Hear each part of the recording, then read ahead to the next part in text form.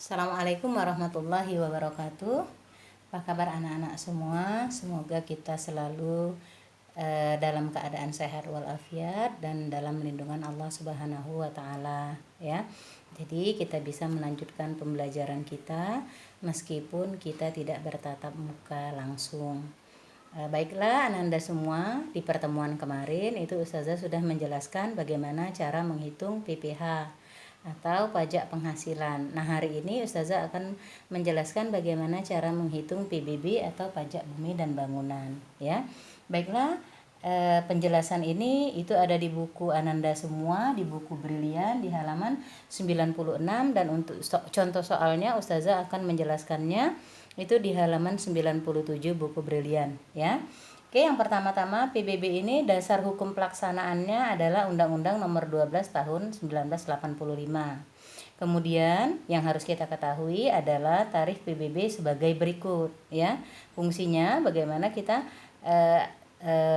menjawab soal nanti, ya, maka kita harus tahu tarif PBB, kemudian besarnya persentase NJKP, ya.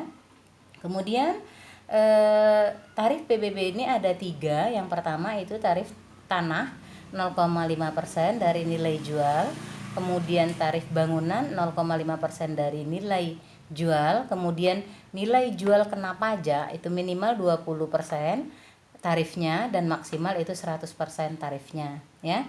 Poin yang kedua yang harus kita ketahui itu adalah besarnya persentase NJKP adalah yang pertama perkebunan 40%, kehutanan 40%, pertambangan 40%. Kemudian objek pajak di pedesaan dan perkotaan itu ada 2, terbagi menjadi 2, ya, objek pajaknya. Yang pertama apabila nilai objek pajaknya lebih dari 1 miliar itu 40%. Yang kedua, apabila nilai objek pajaknya kurang dari 1 miliar itu tarifnya 20%, ya. Nah, untuk tambahan itu di buku Ananda tidak ada, ya. Ini tarif, ya, atau persentase nilai jual objek pajak tidak kena pajak atau NJOP TKP yang ditetapkan paling tinggi itu sebesar 12 juta setiap wajib pajak, ya. Nah, ini digunakan untuk mencari soal apabila soalnya tidak diketahui nilai jual objek pajak tidak kena pajak, ya. Tapi apabila diketahui maka kita menggunakan sesuai dengan ketentuan soalnya, ya. Baiklah, Ustazah masuk ke contoh soal, ya. Di buku Ananda itu ada di halaman 97, ya.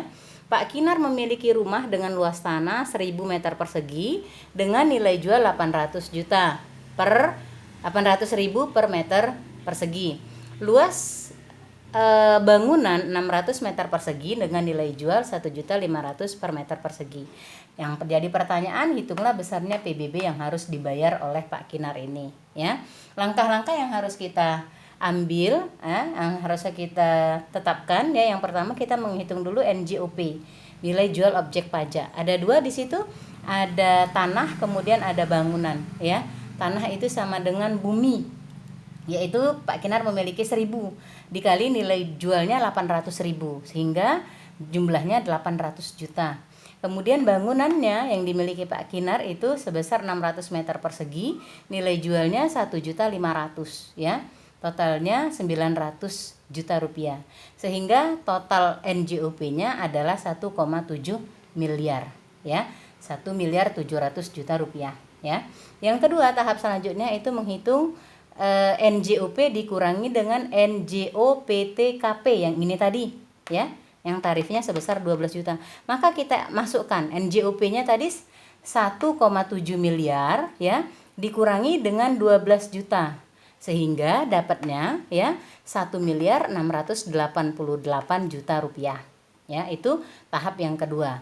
Tahap yang ketiga, setelah kita tahu NJKP-nya, ya, 1.688.000.000 rupiah itu kita masukkan ke dalam tarifnya, ya, ke dalam tarifnya. Kita lihat besarnya persentase NJKP, ya. Nih, kita lihat tarifnya rumah Pak Kinar ini masuk poin yang D, ya. Itu lebih dari 1 miliar. Maka tarifnya adalah sebesar 40% dikali dengan 1.688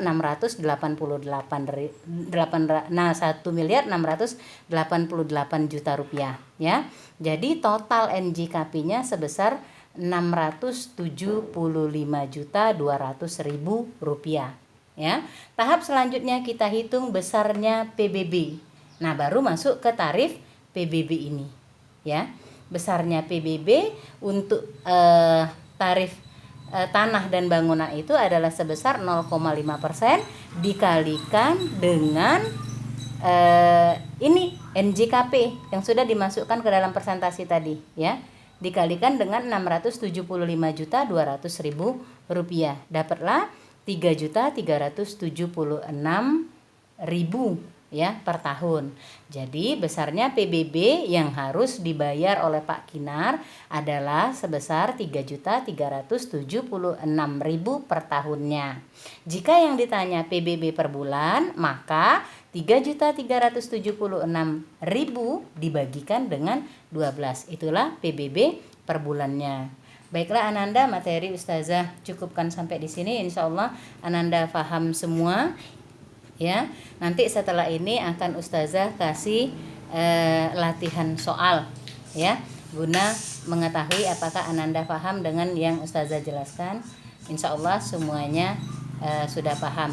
Demikian saja Ustazah tutup, sudahi dengan alhamdulillah Rabbil alamin. Assalamualaikum warahmatullahi wabarakatuh.